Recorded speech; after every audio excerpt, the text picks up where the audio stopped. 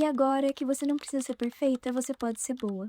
Essa frase é pertencente ao livro A Leste do Éden, e desde que eu li ela, ela se cristalizou na minha cabeça. Porque a gente conhece esse grande peso que o perfeccionismo nos impõe de sempre estar buscando atingir metas inalcançáveis e irreais de perfeição. E às vezes muito pior do que isso.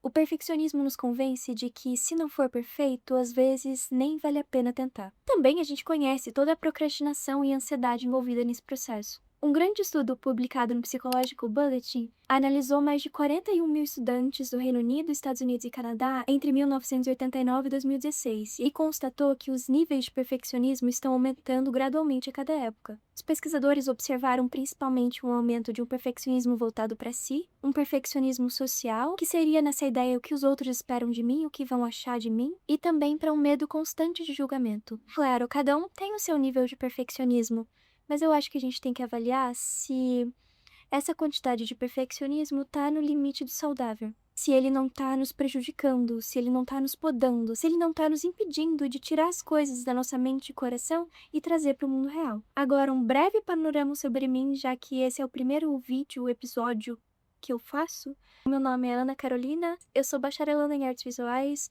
onde os meus principais interesses são em fotografia e escultura. Eu adoro sobremesa de suspiro com morango e livros de suspense. E também sou apaixonada por filmes. Eu amo chá gelado. Eu não sei se eu deveria estar falando todas essas informações, mas eu sinto que elas são importantes para me contextualizar. Também crio conteúdo para as redes sociais sobre criatividade, arte, literatura, cinema e também de conversas e reflexões no tom que a gente está tendo aqui hoje. Quando eu penso em perspectiva à minha vida, eu percebo que o perfeccionismo meio que sempre foi uma sombra. Eu tinha o sentimento de que eu sempre precisava ser perfeita, e tudo que eu fizesse tinha que ser extraordinário. Eu precisava muito disso, principalmente na questão acadêmica, eu queria sempre tirar 10. E se eu não tirava, e se eu não era perfeita, eu sentia que eu não merecia nada de bom, que nada deveria me pertencer e que eu não deveria pertencer a nada. Parecia que o mundo inteiro ia acabar. E é mais ultimamente, então, que eu venho tentado negociar um pouco mais com o meu perfeccionismo. E aos poucos cortando um pouco mais essa conexão. Porque eu sei que o perfeccionismo nos vende a ideia de que ele vai nos ajudar, vai nos fazer ser amados, vai nos fazer ser aceitos. Mas nessa ele também se torna esse Deus cobrador e insaciável, nos fazendo ir ao limite e sempre sentindo que não é suficiente, porque afinal, se você fez alguma coisa boa, se você acertou, não é motivo para comemorar, não é motivo para ficar feliz, porque você fez só a sua obrigação. Como se não existissem outras alternativas além da perfeição. E isso faz o nosso mundo encolher, isso faz a gente encolher. Temos ótimos exemplos disso em filmes clássicos, como Cisne Negro, Eutônia e Whiplash, onde os nossos protagonistas se põem a um limite onde eles acham que a perfeição reside. E eles nos mostram que ser perfeita é uma tarefa infinita. E até esse vídeo, por exemplo, eu tô ensaiando ele há meses, sempre esperando o momento ideal, o momento perfeito, onde idealmente eu teria uma coisa mais interessante para falar, ou o meu cenário seria melhor, os meus equipamentos melhores, a minha luz melhor, onde as minhas habilidades de edição seriam melhores. E o mais engraçado de tudo isso é que eu já tive um canal no YouTube quando eu tinha, tipo, 11, 12 anos. E eu me sentia muito mais corajosa de expor e conversar sobre coisas minhas. Por exemplo, eu lembro que eu fiz um vídeo sobre uma vez que eu fiquei trancada no banheiro do cinema. Ou sobre como era o sentimento de ser a irmã mais velha porque eu ia ganhar um irmãozinho. Pra vocês terem uma ideia, até sobre menstruação eu gravei um vídeo sobre as minhas expectativas, os meus medos.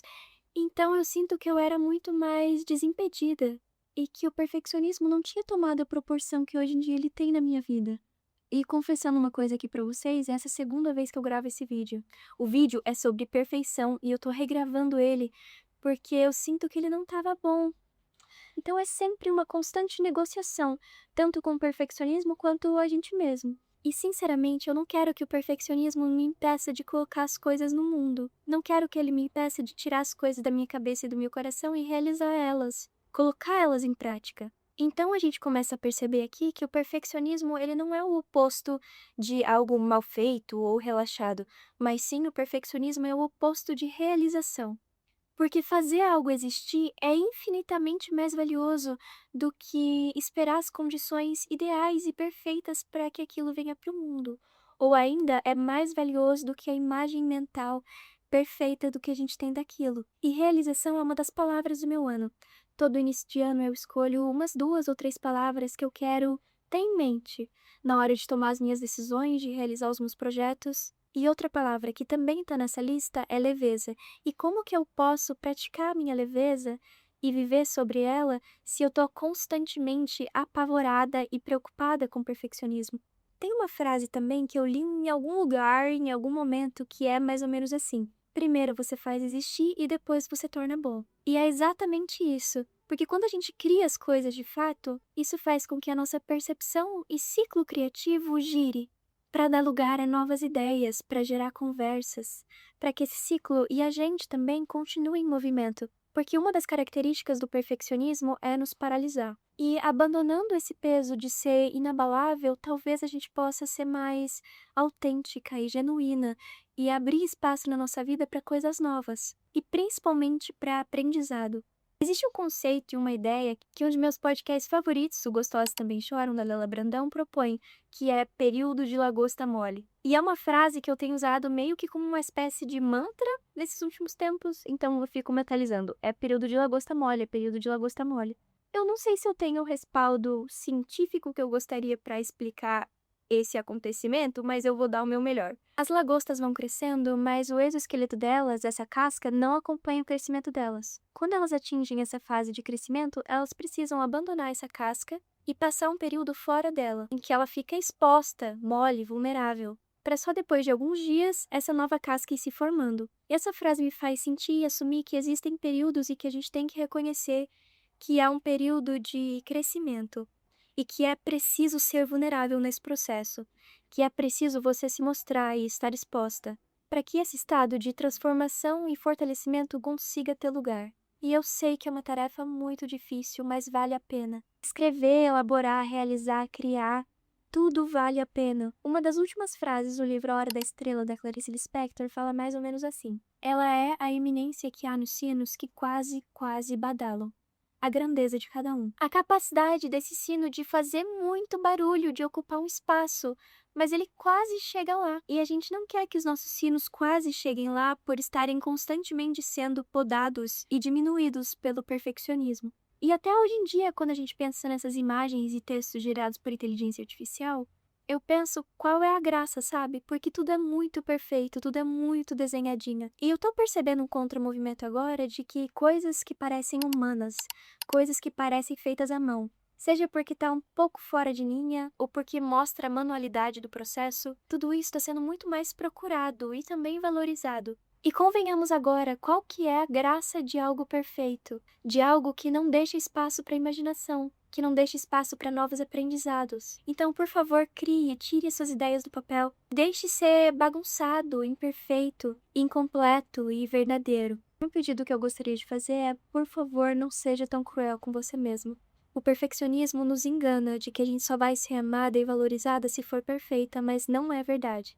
Que a gente possa errar mais e aprender e principalmente se divertir mais. Para terminar, inspirada no podcast da incrível Lela Brandão, eu pensei em alguns quadros pra gente fazer juntos. O primeiro em que eu cito coisas que me inspiram e o segundo em que eu falo coisas que eu tenho criado, porque eu acho que isso pode me incentivar muito e também pode te dar alguma ideia para fazer esse processo criativo girar. Então, vamos lá. Primeiro de coisas que tem me inspirado, eu assisti esses dias esse filme do Estúdio Ghibli chamado Castelo Animado.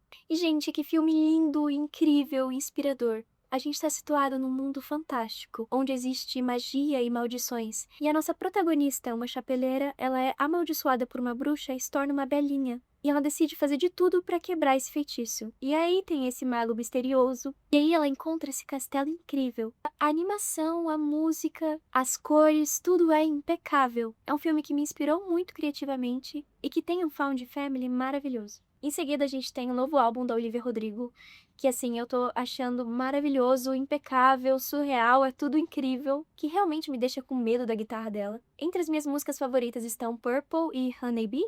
Assim, ó, divino. E uma coisa que eu tenho gostado muito ultimamente, que eu acho que entra aqui, porque não, afinal, é xarope de caramelo. Gente, eu tenho que falar pra vocês, xarope de caramelo é incrível, é uma coisa mágica. Eu já vi muitas cafeterias usando e aí eu comprei um pra testar também, e agora eu não consigo mais fazer café gelado sem um pouquinho disso. Muito, muito gostoso. Por fim, de coisas que eu tenho criado, eu criei essa colagem Eu coloco uma música, acendo velas e sempre me faz eu me sentir muito melhor, sabe? Também, como eu gosto muito de fotografia, eu tirei umas fotos da minha cidade natal, que eu também fico muito feliz, porque era uma ideia que eu tinha há muito tempo e agora consegui colocar ela em prática. Aqui estão algumas delas. Me sentindo muito feliz e realizadora. Esse é o nosso primeiro vídeo episódio, então, que eu nem acredito que eu consegui concluir. E eu gostaria de te agradecer por me ouvir até aqui e por me deixar fazer parte de um breve momento do seu dia. Eu vou deixar todas as referências que eu citei aqui na descrição, assim como minhas redes sociais, se você quiser me acompanhar por lá também. A gente se vê nos próximos vídeos e conversas e reflexões. Um beijo!